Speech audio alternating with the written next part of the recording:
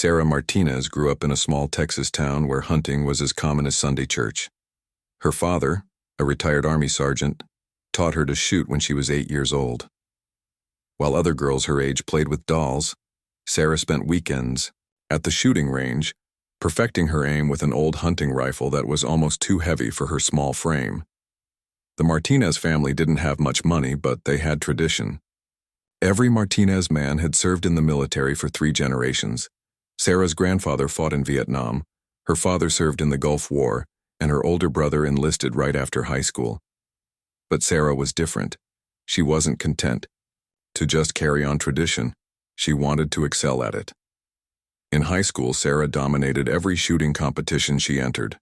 Her classmates called her Deadeye Sarah, though not always in a complimentary way. Some boys felt threatened by a girl who could outshoot them. Some girls thought she was trying too hard to be something she wasn't. Sarah didn't care about their opinions. She had bigger dreams than what her small town could offer. When Sarah announced she was joining the Army, her father couldn't hide his pride. Her mother worried constantly, but she knew arguing with Sarah was pointless. Once Sarah set her mind on something, nothing could change it. This stubborn determination had gotten her through years of being the only girl on the shooting team, and it would serve her well in the military. Basic training was tough, but Sarah thrived. While other recruits struggled with the physical demands, Sarah pushed herself harder. She woke up an hour before reveille to do extra push-ups. She ran longer distances than required, but it was on the shooting range where she truly stood out. Her drill sergeants had never seen anything like her accuracy. She could hit targets that seasoned soldiers missed.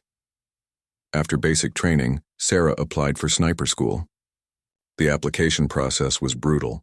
Only the top marksmen even qualified to try out, and the failure rate was over 70%. Sarah's commanding officer tried to discourage her. He explained that sniper school was designed for special forces soldiers, not regular infantry. He suggested she consider other specialties that might be more suitable for someone like her. Sarah knew what he meant by someone like her. She was young, she was small, and most importantly, she was a woman. No woman had ever completed the Army's elite sniper program. Several had tried over the years, but the combination of physical demands and psychological pressure had broken them all. The instructors didn't expect Sarah to be any different. On her first day at sniper school, Sarah walked into a classroom filled with 32 of the Army's best marksmen. They looked at her like she was lost. Some snickered. Others shook their heads. The instructor, Master Sergeant Rodriguez, introduced her to the class with barely concealed skepticism. He had seen promising female candidates before, and he had watched every single one of them quit or fail out. The first weeks of sniper school focused on physical conditioning and basic fieldcraft.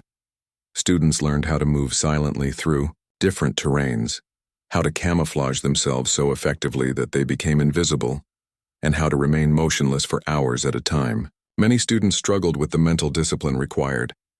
Lying still in uncomfortable positions for 6 or 8 hours while insects crawled over your face wasn't just physically challenging, it was psychologically brutal. Sarah excelled at the patience required for sniper work.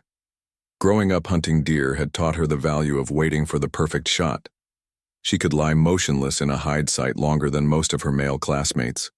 Her small frame, which some saw as a disadvantage, actually helped her fit into concealed positions that larger soldiers couldn't use. But the other students weren't impressed. They whispered that the instructors were going easy on her because she was a woman. They suggested that she was getting special treatment. These accusations stung because Sarah knew they weren't true. If anything, the instructors seemed to be pushing her harder than the male students, as if they were trying to prove that women didn't belong in sniper school. 3 weeks into the program, the class had their first major test. Students had to build a hide site in dense woodland and remain undetected for 8 hours while instructors tried to spot them. If an instructor found your position, you failed the test.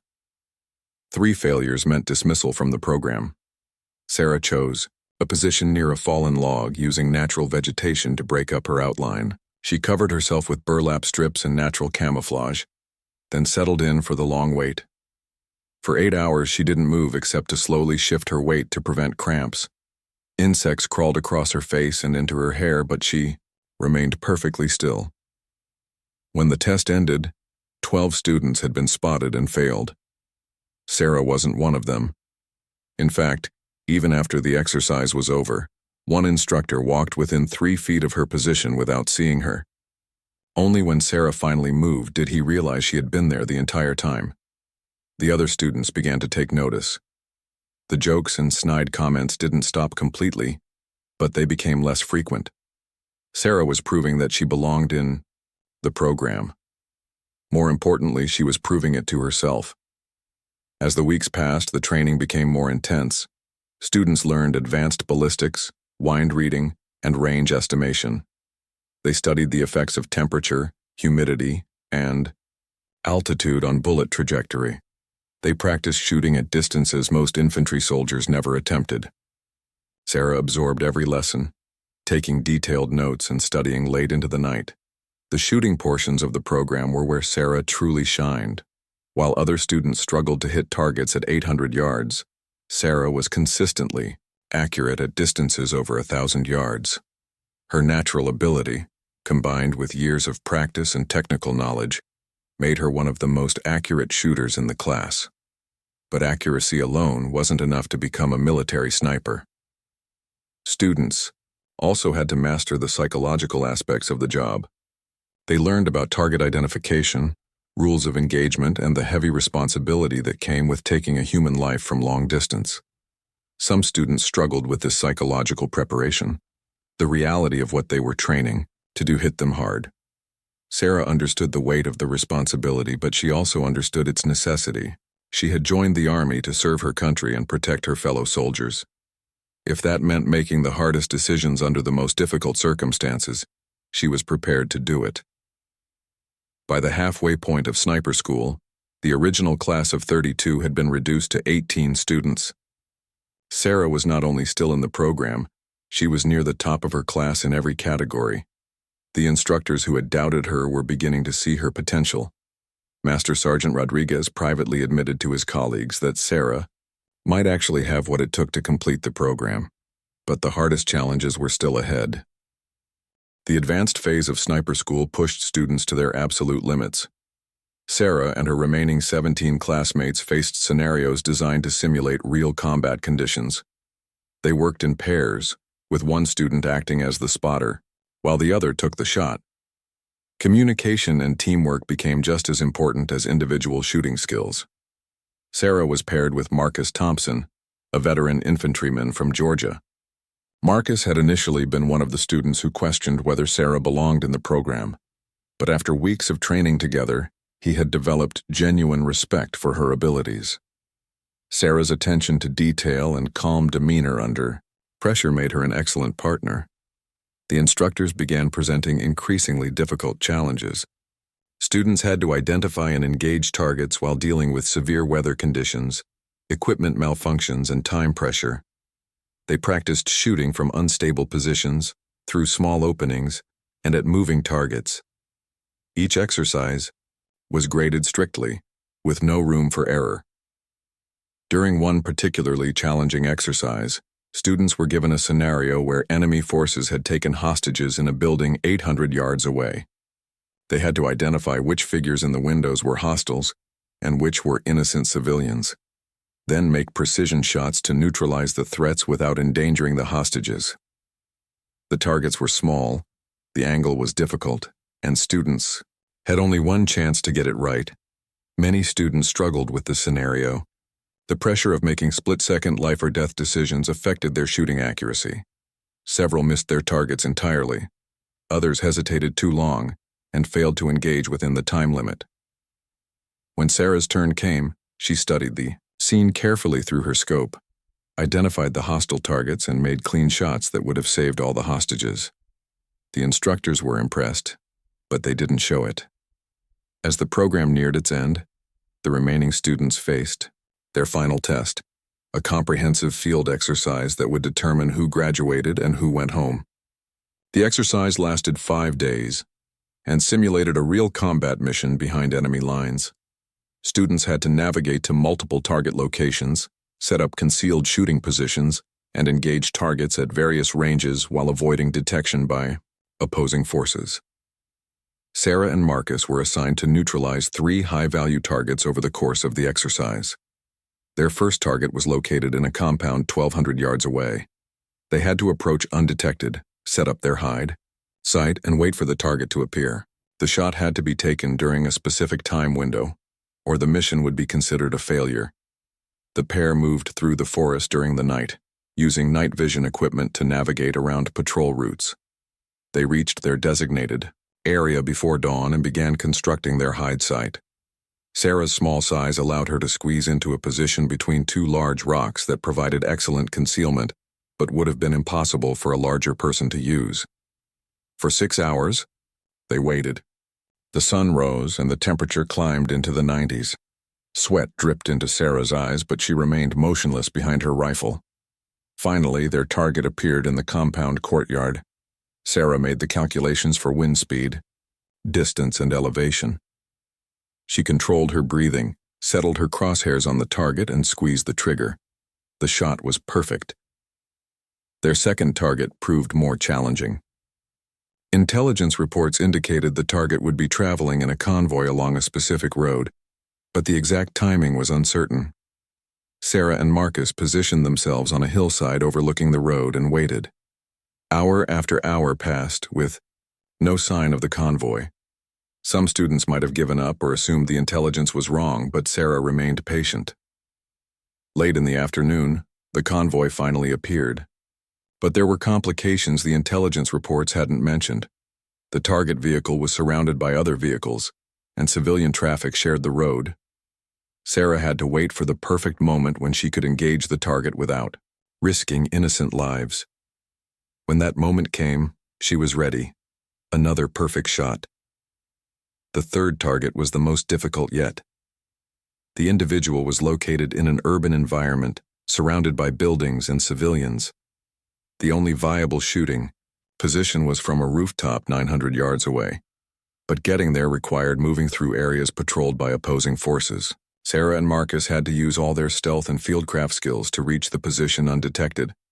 Once in position, they discovered their target was only visible for brief moments through a small window. The shot required perfect timing and extraordinary precision. Sarah would have less than 3 seconds to acquire the target, make her calculations, and fire. Most snipers would consider such a shot nearly impossible under ideal conditions, let alone during a high-stress field exercise. Sarah waited for over an hour for the target to appear. When the moment came, everything seemed to slow down. She saw her target move past the window, quickly calculated the lead needed for the moving target, and fired. Through her scope, she watched the target drop. Another successful engagement.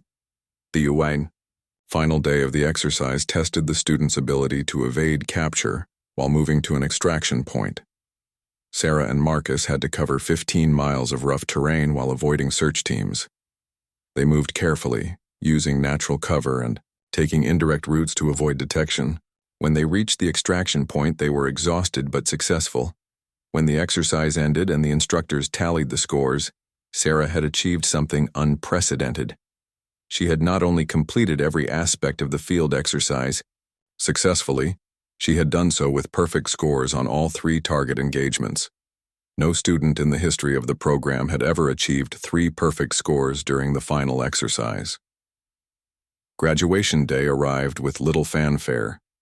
Of the original 32 students who started the program, only 9 successfully completed all requirements. Sarah stood with her classmates as Master Sergeant Rodriguez addressed the graduating class.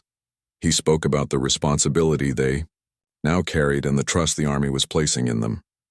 When Rodriguez called Sarah's name to receive her sniper badge, something unexpected happened.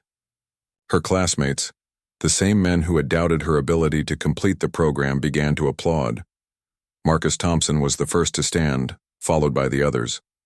Even some of the instructors joined in the recognition of her historic achievement. Sarah had become the first woman to graduate from the Army's elite sniper school.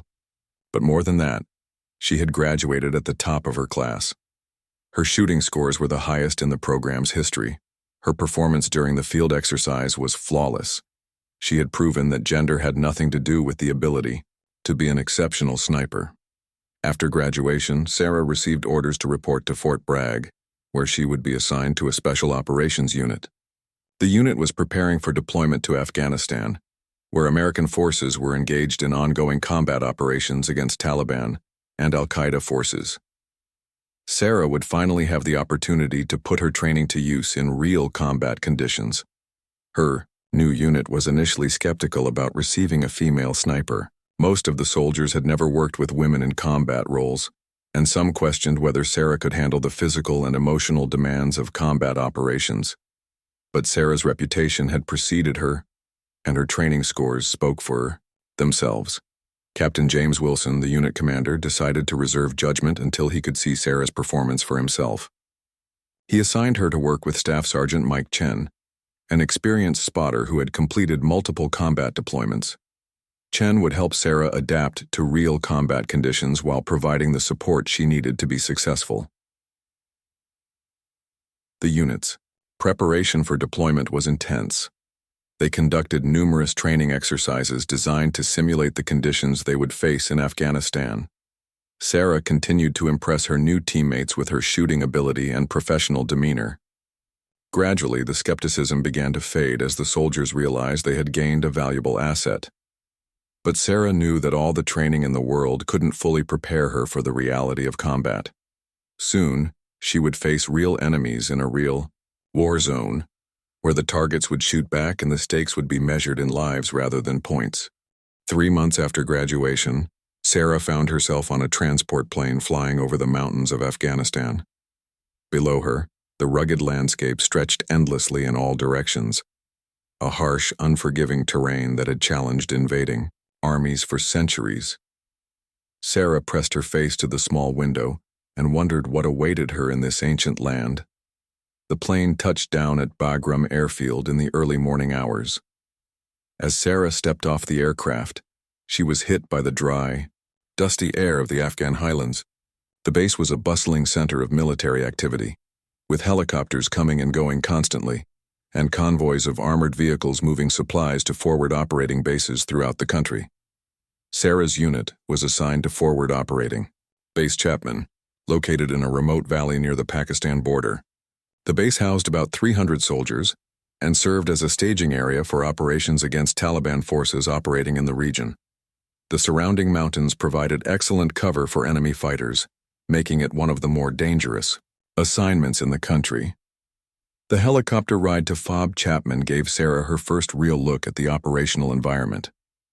The landscape below was stunning but hostile: rocky peaks, deep valleys, and small villages connected by narrow dirt roads. Staff Sergeant Chen pointed out areas where enemy activity had been reported recently.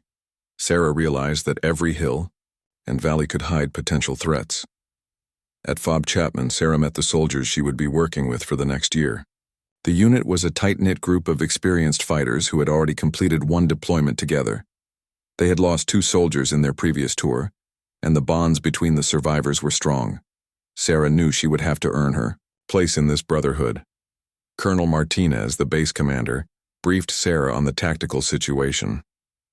Taliban forces controlled much of the surrounding territory, using the mountainous terrain to launch attacks on coalition forces and then disappear back into their strongholds. The enemy was experienced, well-armed, and intimately familiar with the local geography. American forces relied on superior training, equipment, and air support to maintain control of key areas. Sarah's first few weeks at the base were spent on routine patrols and security missions. She worked alongside her new teammates, learning their tactics and procedures while they evaluated her abilities. The soldiers gradually warmed to her as she proved herself reliable and competent. Her shooting skills became legendary around the base after she consistently hit targets at ranges that impressed even the most experienced soldiers. The first real test came during Sarah's 3rd week in country. Intelligence reports indicated that a high-value Taliban commander was planning to meet with local fighters in a village about 10 miles from the base. Sarah's unit was tasked with setting up overwatch positions to monitor the meeting and provide security for a ground team that would attempt to capture the commander. Sarah and Chen moved into position on a ridgeline overlooking the village before dawn. They constructed a concealed hide site among the rocks and settled in to wait. The village below appeared quiet, with only a few local residents moving about their daily routines. Sarah scanned the area through her scope, familiarizing herself with potential shooting lanes and escape routes. Around midday, vehicles began arriving in the village. Sarah watched through her scope as armed men took positions around the buildings. Through radio communication, she provided detailed reports to the command post about enemy movements and positions. Her observations helped the ground team plan their approach to the target building. But the mission went wrong quickly. As the ground team moved toward the village, they were spotted by enemy sentries. A fierce firefight erupted, with Taliban fighters engaging the Americans from multiple positions. The ground team found themselves pinned down and unable to advance or retreat safely. From her position on the ridgeline, Sarah could see the entire battlefield. Enemy fighters were moving to flank the American position, threatening to surround the ground team. Chen called for artillery support, but the enemy was too close to friendly forces for heavy weapons to be used safely.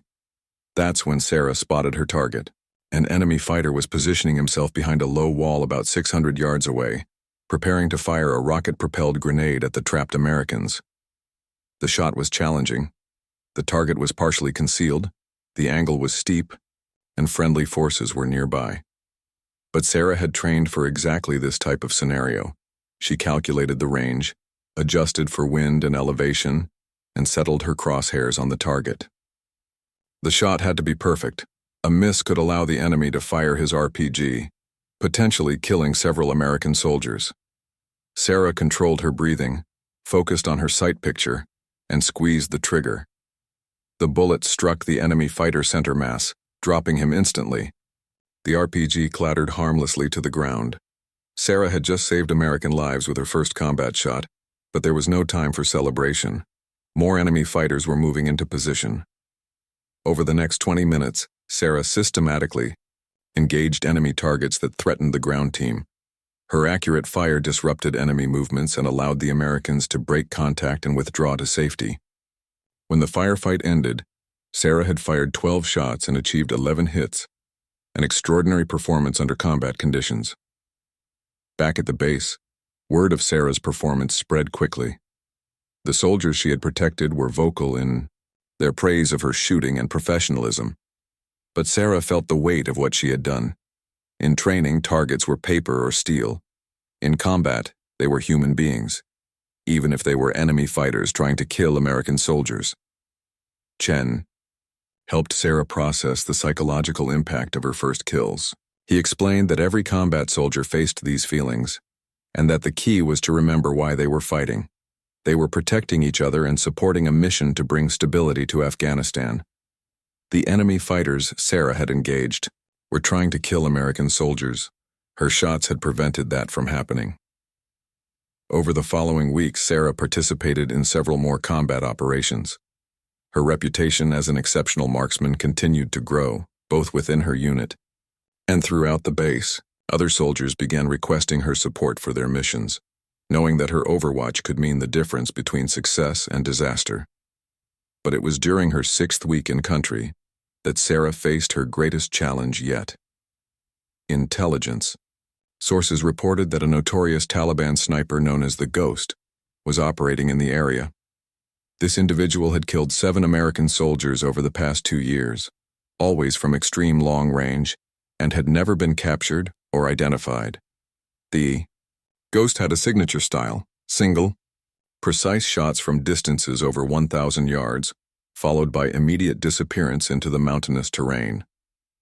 Military intelligence believed the sniper was responsible for recent attacks on supply convoys and patrols in the region. Finding and eliminating this threat had become a top priority.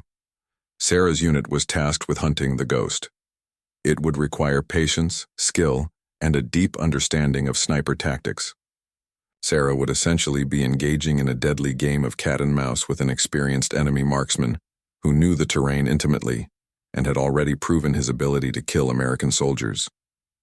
The hunt began with careful analysis of previous attacks. Sarah studied the locations where the ghost had engaged American forces, looking for patterns in his target selection and positioning. She noted that the enemy sniper preferred rocky outcroppings that provided concealment and multiple escape routes. He also seemed to favor positions that allowed him to engage targets at maximum range, where return fire would be less accurate. Armed with this analysis, Sarah and her team began setting up counter-sniper operations in areas where the ghost was likely to strike next. They would establish concealed positions and wait for the enemy sniper to reveal himself, then attempt to engage him before he could escape. The first several attempts were unsuccessful. The ghost seemed to sense their presence and avoided the areas where Sarah's team was waiting. Or perhaps he had moved to a different region entirely. The waiting was psychologically demanding. Sarah spent long hours motionless behind her rifle, scanning the mountainsides for any sign of her elusive target. Then, during her third week of hunting the ghost, Sarah's patience was rewarded. While providing overwatch for a supply convoy, she noticed a brief flash of reflected light from a rocky outcropping about 1,400 yards away. It was the kind of reflection that might come from a rifle scope or binoculars, exactly the type of signature the ghost might accidentally reveal. Sarah's heart rate increased slightly as she focused her scope on the rocky outcropping where she had seen the reflection. The distance was extreme, over 1,400 yards, and the target area was partially obscured by natural cover. If this was indeed the ghost, she would have only one opportunity to take the shot before he disappeared again. Through her radio, Sarah whispered to Chen about what she had observed. He studied the area through his spotting scope, trying to confirm the presence of an enemy sniper. The two worked together, using their combined experience to analyze wind conditions, range estimation, and the complex ballistics required for such a long-distance shot. Minutes passed without any further sign of movement from the suspected position. Sarah began to wonder if she had imagined the reflection, or if it had come from some other source entirely. The ghost had earned his nickname by being extraordinarily difficult to detect, and false alarms were common during counter-sniper operations. Then, suddenly, Sarah saw a muzzle flash from the rocky outcropping. The ghost had fired at the supply convoy below, and Sarah could hear the distinctive crack of a high-velocity rifle bullet passing nearby. One of the convoy vehicles immediately stopped, and soldiers scrambled for cover. Over the radio, Sarah heard reports of a soldier down. The ghost had claimed another victim. But in firing his shot, the ghost had revealed his exact position. Sarah now knew precisely where her target was located, and she had a brief window of opportunity before he moved to a new position. The range was extraordinary, the target was small, and the shot would require perfect calculation of multiple variables that could affect bullet trajectory. Chen quickly provided wind readings and confirmed the range using his laser rangefinder. 1,430 yards, nearly 3/4 of a mile. At that distance, even small errors in calculation would cause a complete miss. Sarah would need to account for wind speed and direction, air temperature, humidity, and the significant bullet drop that occurred over such a long range. Sarah made her calculations quickly but carefully. She adjusted her scope's elevation turret to compensate for the bullet drop and held slightly into the wind to account for drift. The target was barely visible through her scope, just a small portion of the enemy sniper's body that was exposed between the rocks. As Sarah prepared to fire, she could hear continued radio chatter about the wounded American soldier. The convoy medic was working to stabilize the casualty, but the situation was serious. Every second that the ghost remained in position was another second he could fire additional shots at the exposed Americans below. Sarah controlled her breathing and settled into her shooting position. Her world narrowed to the view through her rifle scope. The crosshairs, the distant target, and the tiny movements of the reticle caused by her heartbeat and breathing. She had trained for thousands of hours for exactly this moment. The shot required perfect timing. Sarah had to fire during the natural pause between breaths when her body was most stable. She placed her finger on the trigger and began to apply steady rearward pressure. The rifle's trigger broke cleanly, and Sarah felt the recoil as the bullet left the barrel at over 2,800 feet per second. The bullet's flight time to the target was nearly 2 seconds, an eternity in combat. Sarah watched through her scope as the projectile covered the distance following a high arc through the mountain air.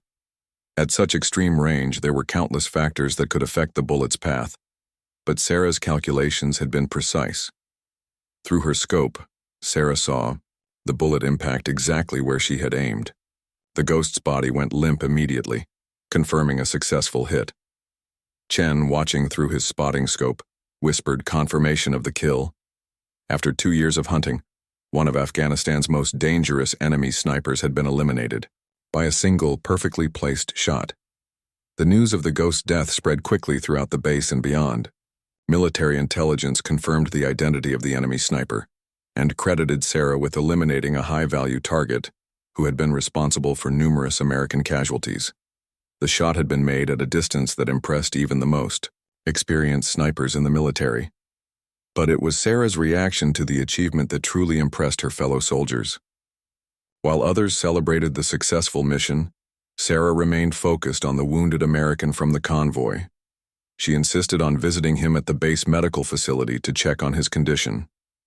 The soldier, a young private from Ohio, had been struck in the shoulder but was expected to make a full recovery. The private thanked Sarah for ending the threat that had wounded him, but Sarah deflected the praise. She explained that she had simply done her job. Protecting American soldiers was what she had trained for and what she was there to do. Her humility and professionalism earned her even more respect from her peers. Word of Sarah's extraordinary shot eventually reached military headquarters, where it attracted attention from senior officers and military journalists. A reporter embedded with coalition forces wanted to interview Sarah about the record-breaking shot and her historic role as the first female graduate of Army Sniper School. Sarah was reluctant to give interviews or seek publicity for her actions. She believed that talking to reporters might compromise operational security and put her fellow soldiers at risk. More importantly, she didn't want to be seen as seeking personal glory from her military service. She had joined the Army to serve her country, not to become famous. But her commanding officers convinced her that sharing her story could have positive effects on military recruiting and public support for women in combat roles. Sarah agreed to a brief interview, but she insisted on focusing on her unit's collective achievements rather than her individual performance. The interview, when it was published, created a sensation. Military experts called the shot impossible and beyond the capabilities of even the most elite snipers. The distance, conditions, and precision required had been so extreme that some initially questioned whether the story was accurate. But the military confirmed every detail, including the precise range and the successful elimination of a high-value target. Back home in Texas, Sarah's family followed the news coverage with mixture of pride and worry. Her parents had always known she was special, but seeing her achievements recognized nationally made them realize just how remarkable their daughter had become. At the same time, they worried about the dangers she faced every day in Afghanistan. Sarah's story inspired young women across the country who were considering military careers. Applications to Army Sniper School from female soldiers increased dramatically, though Sarah's record of being the only woman to complete the program remained intact. Several military academies invited her to speak to cadets about her experiences, though she would have to wait until her deployment ended. The attention also brought unexpected challenges. Enemy forces in Afghanistan learned about Sarah's presence and began specifically targeting American sniper teams. Taliban propaganda portrayed her as a symbol of Western decadence, and bounties were placed on American snipers operating in the Kaun region. Sarah's unit had to adjust their tactics to account for the increased threat level. Despite the added dangers, Sarah continued to excel in combat operations. Over the following months, she participated in dozens of missions, providing overwatch for ground operations and eliminating enemy threats at extreme ranges. Her confirmed kill count grew steadily, but she never discussed specific numbers or celebrated individual kills. Sarah's approach to combat was methodical and professional. She studied enemy tactics, analyzed terrain features, and constantly worked to improve her skills. Other snipers sought her advice on long-range shooting techniques and equipment modifications. She became an unofficial mentor to less experienced marksmen in her unit. The psychological challenges of combat also continued to evolve. Sarah had to process the reality of taking human lives, even when those lives belonged to enemy fighters, trying to kill American soldiers. She worked with military chaplains and counselors to maintain her mental health while performing one of the most psychologically demanding jobs in the military. But Sarah's biggest test was still ahead. Intelligence reports indicated that enemy forces were planning a major offensive against coalition bases in the region. Sarah and her unit would soon face their most challenging mission yet, one that would test every skill she had learned and push her abilities to their absolute limits. Intelligence reports began flooding into FOB Chapman, indicating that Taliban forces were massing for a coordinated attack on coalition bases throughout the region. Intercepted communications suggested that hundreds of fighters were moving through the mountains armed with heavy weapons and explosives. The attack was scheduled to coincide with a significant date on the Islamic calendar, giving it symbolic importance for the enemy. Colonel Martinez called an emergency briefing for all unit commanders. The intelligence picture was grim. Enemy forces outnumbered the Americans at FOB Chapman by at least 3-1, and they would be attacking from multiple directions simultaneously. The base's defensive positions were strong, but they would be severely tested in the coming battle. Sarah's unit was assigned a critical mission during the expected attack. They would establish overwatch positions on the high ground surrounding the base, providing early warning of enemy movements and engaging high-value targets at long range. Sarah would be responsible for covering the most likely avenue of approach, a narrow valley that provided the best route for enemy fighters to reach the base. The preparation was intense. Sarah and Chen spent hours studying topographical maps and satellite imagery of their assigned sector. They identified potential shooting positions and planned primary and alternate routes to each location. Every detail mattered. The battle would likely be fought at night in difficult terrain, against an enemy that knew the area intimately. Sarah checked and rechecked her equipment. Her rifle had performed flawlessly throughout her deployment, but she wanted to ensure it was in perfect condition for what might be the most important mission of her career. She cleaned every component, verified her scope's 0, and prepared extra ammunition for extended engagements. 2 days before the expected attack, Sarah and Chen moved into their forward position. They established a concealed observation post on a rocky ledge about 800 feet above the valley floor. The position provided excellent fields of fire and clear views of the approaches to the base, but it would be extremely difficult to resupply or reinforce if the battle lasted more than a few hours. From their elevated position, Sarah could see, for miles in every direction. The valley below appeared peaceful, with only occasional movement from local herders tending their animals. But Sarah knew that appearances could be deceiving in Afghanistan. Enemy fighters were experts at moving undetected through terrain they had known since childhood. As night fell, the temperature dropped dramatically. Sarah and Chen settled in for what might be a long wait, wrapped in camouflaged sleeping bags, to retain body heat while remaining ready to engage targets at a moment's notice. They took turns on watch, with one sleeping while the other monitored the valley through night vision equipment. The attack began at 3 a.m. Sarah was awakened by the sound of explosions from the direction of the base. Through her night vision scope, she could see muzzle flashes and tracer rounds as Taliban fighters engaged the base's perimeter defenses. The battle she had been preparing for had finally begun. Chen immediately got on the radio to report enemy contact and request instructions. The base was under attack from multiple directions, exactly as intelligence had predicted. Sarah's position was receiving requests to engage enemy mortar teams that were firing on the base from positions in her sector of responsibility. Through her rifle scope, Sarah could see clusters of enemy fighters moving through the valley below. They were using the darkness and rough terrain to mask their movements, but their muzzle flashes gave away their positions when they fired. Sarah began identifying priority targets, crew-served weapons that posed the greatest threat to the base's defenders. Her first target was a mortar team positioned about 1,000 yards away. The crew was firing illumination rounds to light up the base's defensive positions, making it easier for other enemy fighters to target American soldiers.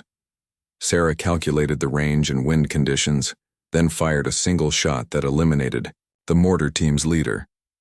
The crew scattered, abandoning their weapon. More targets appeared as the battle intensified. Sarah engaged enemy fighters armed with rocket-propelled grenades, machine gunners who were firing on the base, and leaders who were attempting to coordinate the attack. Each shot was precisely aimed and carefully considered. At such long ranges, ammunition was limited, and every round had to count. The enemy had clearly studied the base's defenses and planned their attack carefully. They were using multiple diversionary attacks to mask their main effort, which appeared to be focused on breaching the base's eastern perimeter. Sarah could see enemy sappers moving toward the perimeter wire with explosive charges, attempting to create gaps for assault teams to exploit. Chen called in artillery strikes on enemy concentrations, but the rugged terrain limited the effectiveness of indirect fire. Many enemy fighters were positioned in rocky areas that provided natural protection from artillery fragments. Sarah's precision rifle fire was often the only way to neutralize specific threats. As dawn approached, the intensity of the battle increased. Enemy fighters had managed to breach the outer perimeter in several locations and were engaging American defenders at close range. Sarah could hear the steady chatter of automatic weapons fire and the occasional explosion of grenades or rocket-propelled grenades hitting defensive positions. From her elevated position, Sarah had a clear view of the entire battlefield. She could see American soldiers moving between defensive positions, medics treating wounded personnel, and ammunition bearers resupplying fighting positions. She could also see enemy fighters attempting to exploit gaps in the defenses or maneuver into flanking positions. Sarah's role evolved throughout the battle. Initially, she had focused on long-range threats like mortar crews and machine gun teams, but as enemy fighters got closer to the base, she began engaging targets that posed immediate threats to specific American positions. Her ability to see the entire battlefield made her an invaluable asset for coordinating the defense. Around noon, the situation became critical. Enemy fighters had managed to establish positions inside the base perimeter and were threatening to overrun key defensive positions. American casualties were mounting and ammunition was running low in some areas. The base commander requested immediate reinforcement from nearby units, but the closest help was hours away. That's when Sarah spotted the enemy commander. Through her scope, she could see a figure directing the assault from a position about 1,200 yards away. The individual was clearly in charge, using hand signals to coordinate multiple attack groups and repositioning fighters to maintain pressure on the weakening American defenses. The shot would be extremely challenging. The target was partially concealed behind cover, the range was significant, and crosswinds in the valley were affecting bullet trajectory. But Sarah knew that eliminating the enemy commander might disrupt the coordinated attack and give the American defenders time to reorganize their defense. Sarah studied the target for several minutes, looking for patterns in his movement and waiting for the optimal shot opportunity. The enemy commander was disciplined about staying behind cover, exposing himself only briefly when necessary to direct his fighters. Sarah would have to time her shot perfectly. When the opportunity came, Sarah was ready. The enemy commander emerged from cover to signal an attack group, exposing his upper torso for about 3 seconds. Sarah had already calculated the necessary adjustments for range and wind. She fired immediately, watching through her scope as the bullet covered the distance to the target. The shot was perfect.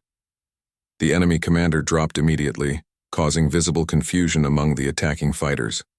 Without central coordination, the various attack groups began operating independently, reducing the pressure on American defensive positions and allowing the defenders to regain the initiative.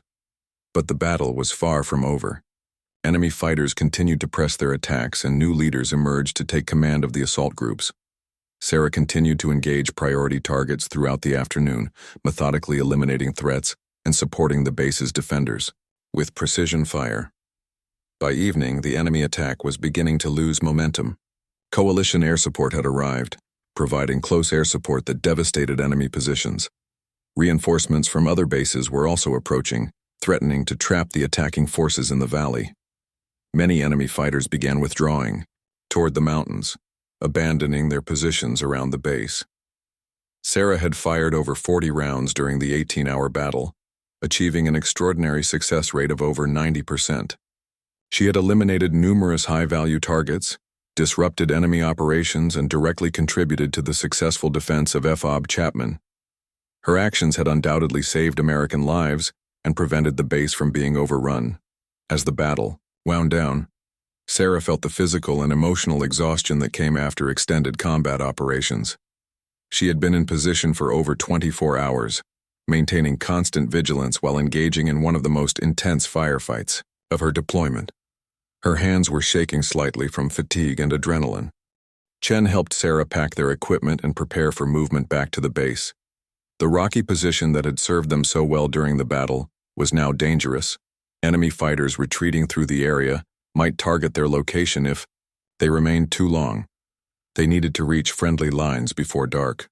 The movement back to the base was tense. Enemy fighters were still in the area, and there was a risk of ambush during the withdrawal. Sarah and Chen moved carefully, using covered routes and maintaining communication with the base to avoid friendly fire incidents. When they finally reached the base perimeter, Sarah felt a mixture of relief and pride. The aftermath of the battle revealed the full scope of what had been accomplished. Enemy casualties were estimated at over 200, while American losses were remarkably light considering the intensity and duration of the attack. Sarah's contributions were specifically cited in the after-action reports, with several American soldiers crediting her with saving their lives. But for Sarah, the most important outcome was that her fellow soldiers had survived. The base remained secure, the mission continued, and her teammates were alive to fight another day. That was what mattered most to her, not the recognition or the impressive statistics, but the knowledge that she had fulfilled her duty to protect those who served alongside her. The battle at FOB Chapman would become legendary within military circles, studied at service schools as an example of successful defensive operations against overwhelming odds. Sarah's role in the defense would be analyzed and discussed by military professionals for years to come.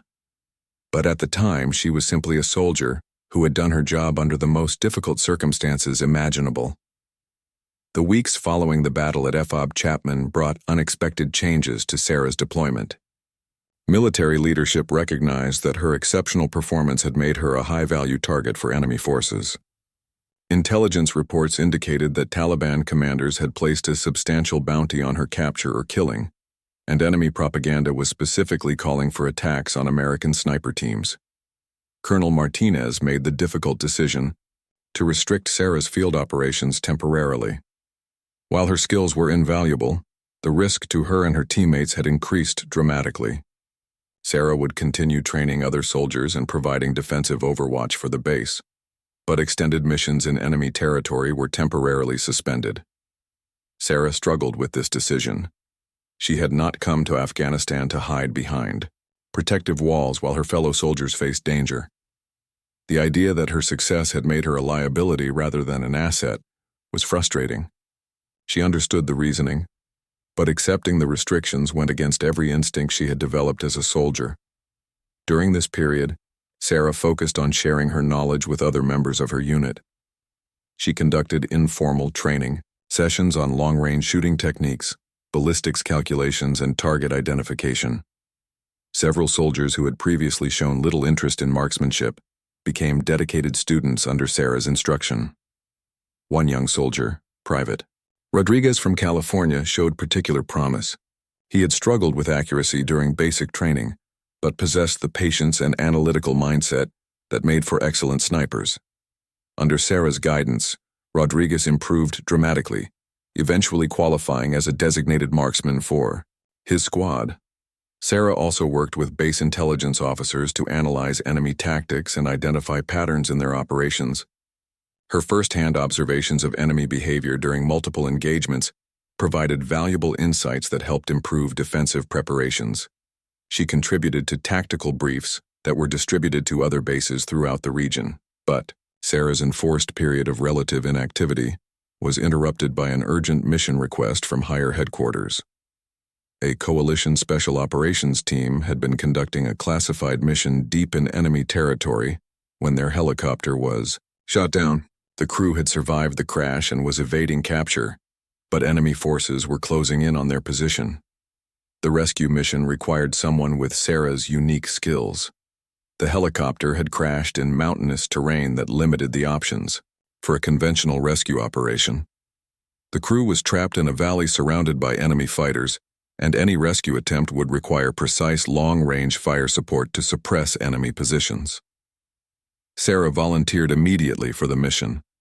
Despite the obvious risks, the rescue team would be operating at extreme range from friendly support, in terrain dominated by enemy forces, with limited opportunities for extraction if things went wrong. But coalition soldiers were in danger, and Sarah's skills might be the difference between a successful rescue and a tragic loss. The mission briefing revealed the complexity of the operation. The downed aircrew was located in a valley approximately 40 miles from the nearest coalition base. Enemy forces in the area were estimated at company strength, with additional fighters moving to join the search. The rescue team would have a narrow window of opportunity before enemy reinforcements made the mission impossible. Sarah and Chen would be inserted by helicopter onto a ridgeline overlooking the crash site. From there, they would provide overwatch for the rescue team as they moved to extract the aircrew. The distances involved were extreme. Some of the shots Sarah might need to make would be at ranges exceeding 1,500 yards. The helicopter flight to the insertion point took place in complete darkness, using special operations aircraft, equipped with advanced navigation systems. Sarah could see nothing through the small windows except the occasional glimpse of mountain peaks silhouetted against the stars. The terrain below was some of the most rugged and remote in all of Afghanistan. The way insertion went smoothly, with the helicopter touching down just long enough for Sarah and Chen to exit with their equipment. Within seconds, the aircraft disappeared into the night, leaving them alone on a rocky ridgeline with a clear view of the valley where the aircrew was hiding. Through her night vision scope, Sarah could see the wreckage of the downed helicopter, about 2 miles away. The aircraft had crashed into a small clearing surrounded by dense vegetation that provided cover for the survivors. But the same vegetation that protected the aircrew also concealed enemy fighters who were systematically searching the area. Sarah established her shooting position among the rocks, using natural camouflage to break up her outline. Chen set up his spotting scope and established communication with both the rescue team and the surviving aircrew. The rescue operation would begin at first light, giving Sarah several hours to study the target area and identify enemy positions. As dawn broke, Sarah could see the full scope of the challenge ahead. Enemy fighters were positioned throughout the valley, conducting organized searches for the downed aircrew. Sarah counted at least 30 fighters visible from her position, with likely many more concealed in the vegetation. The rescue team began their approach from the opposite end of the valley, moving carefully through terrain that offered limited cover. Sarah's job was to eliminate any enemy fighters who threatened to detect or engage the rescue team during their movement to the crash site. Her first target was an enemy sentry positioned on a hilltop about 1,200 yards away. The fighter was scanning the valley with binoculars, likely looking for signs of the missing aircrew or approaching rescue forces. Sarah calculated the range and wind conditions, then fired a single shot that eliminated the threat before the sentry could report the rescue team's approach. Over the next hour, Sarah systematically engaged enemy fighters who posed threats to the rescue operation. Each shot had to be precisely aimed and perfectly timed. A miss could alert enemy forces to her position and compromise the entire mission. Sarah's shooting was flawless, with each engagement neutralizing a specific threat to the rescue team's movement. The most challenging shot came when Sarah spotted an enemy fighter who had detected the rescue team's approach and was moving to alert other fighters. The target was running across open ground at a range of nearly 1,400 yards, requiring Sarah to lead the moving target while accounting for the extreme distance. Sarah tracked the running fighter through her scope, calculating the lead required to intercept his movement. She fired when the fighter was in open ground with no cover nearby, watching through her scope as the bullet struck home after nearly 2 seconds of flight time. The threat was eliminated before he could warn other enemy forces. The rescue team reached the crash site successfully, making contact with the surviving aircrew and preparing them for extraction. But as they began moving toward the extraction point, enemy forces realized what was happening and began converging on the area. Sarah found herself engaging multiple targets simultaneously as enemy fighters attempted to intercept the rescue team. The final challenge came as the rescue helicopter arrived at the extraction point. Enemy fighters had positioned themselves to engage the aircraft during the vulnerable loading process, threatening to shoot down another helicopter and turn the rescue mission into an even greater disaster. Sarah identified the greatest threat, an enemy fighter armed with a surface-to-air missile who was preparing to engage the rescue helicopter. The shot was at extreme range, over 1,500 yards, in conditions complicated by rotor wash from the helicopter and dust being kicked up by the landing. This was the shot that would define Sarah's career. The range was beyond what most snipers would attempt. The conditions were nearly impossible, and failure would likely result in the loss of the rescue helicopter and everyone aboard. Sarah made her calculations quickly, accounting for every variable she could identify. The shot required perfect execution. Sarah controlled her breathing, settled into her most stable shooting position, and focused entirely on her sight picture. When she fired, the bullet followed a high arc through the mountain air, covering nearly a mile of distance before striking the enemy fighter just as he was preparing to fire his missile. The rescue helicopter completed the extraction successfully, lifting off with the entire aircrew and rescue team aboard. Sarah had protected the operation with some of the most precise long-range shooting in military history. Her final shot at over 1,500 yards under combat conditions would be studied and discussed by military marksmen for decades to come. But for Sarah, the mission's success was measured not in impressive statistics or record-breaking shots, but in the fact that coalition soldiers were returning home safely. She had fulfilled the most fundamental duty of any soldier, protecting her comrades in arms. Everything else was secondary to that basic responsibility. The rescue mission marked the end of Sarah's combat deployment. Her unit was scheduled to return to the United States within weeks, bringing her year-long tour of duty in Afghanistan to a close.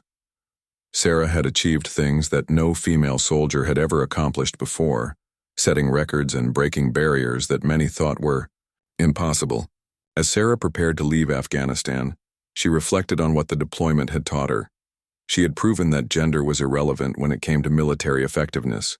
She had demonstrated that skill, dedication, and professional competence were what mattered in combat, not preconceived notions about what women could or could not do. But perhaps most importantly, Sarah had shown that the true measure of a soldier was not individual achievement, but service to others.